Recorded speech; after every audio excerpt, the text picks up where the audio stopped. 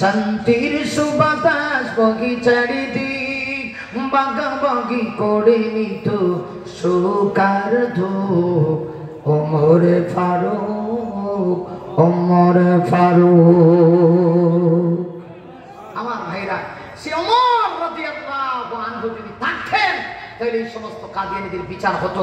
তবে আমরা আশাবাদী ইনশাআল্লাহ আগামী দিনে যারা আসবে আমরা বিশ্বাস করি তারা সংসদে যাবে, কোরআন সুন্নাহ বিরোধী কোনো আইন বাস্তবায়ন হবে না এবং এদেশে কাদিয়ানীর গোষ্ঠীকে প্রকাশ্যভাবে কাফের বলে ঘোষণা করতে হবে।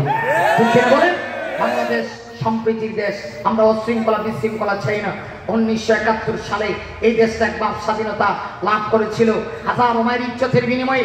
আবার 2024 সালের 5 আগস্ট মনে হচ্ছিল যেন ওই যে কাবা শরীফ ধ্বংস করার জন্য আব্রাহা তার হস্তি মালিক বাহিনী নিয়ে যেভাবে এসেছিল, কাবা শরীফের তখন মোতাবল্লি ছিল রসুলের দাদা Abdul Muttalib Saiba.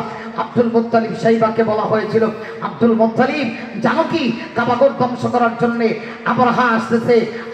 Abdul Muttalib তখন জবাব দিয়েছিল, কাবাঘরের মালিক তো আমি না, যিনি কাবাঘরের মালিক তিনি কাবাঘরকে হেফাজত করবে। সত্যি দেখা গেল আব্রাহা তার হাতির বাহিনী নিয়ে আসলো, বিশাল হাতির বাহিনী। আল্লাহ পাক তাদেরকে ধ্বংস করার জন্য ছোট ছোট আবাবিল পাখি পাঠিয়ে দিলেন। আল্লাহ কোরআনে বললেন, ওয়া আরসালা আলাইহিম তায়রান আবাবিল আলাম তারা কাইফা ফাআলা রাব্বুকা বিআসহাবিল ফিল। আল্লাহ পাক বলছেন, হে নবী আপনি কি দেখেন নাই আপনার রব কিভাবে আসহাবে ফিল হস্তি মালিক বাহিনীর সঙ্গে আল্লাহ পাক ব্যবহার করেছেন, আপনি কি সেটা দেখেন নাই?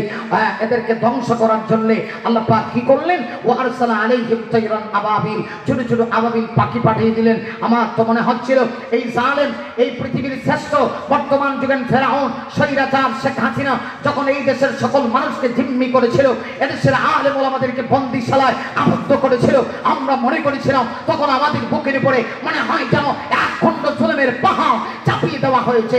এই জুলুমের পাহাড়কে সরাবে কেউ পারে না। তখন আল্লাহ পাক এই ছোট ছোট আবাবিল পাখি স্টুডেন্টদেরকে পাঠায় আল্লাহ বুঝায় দিয়েছে, আমি চাইলে চুলুদের মাধ্যমেও বিজয়ী দিতে পারি। কথা বলছে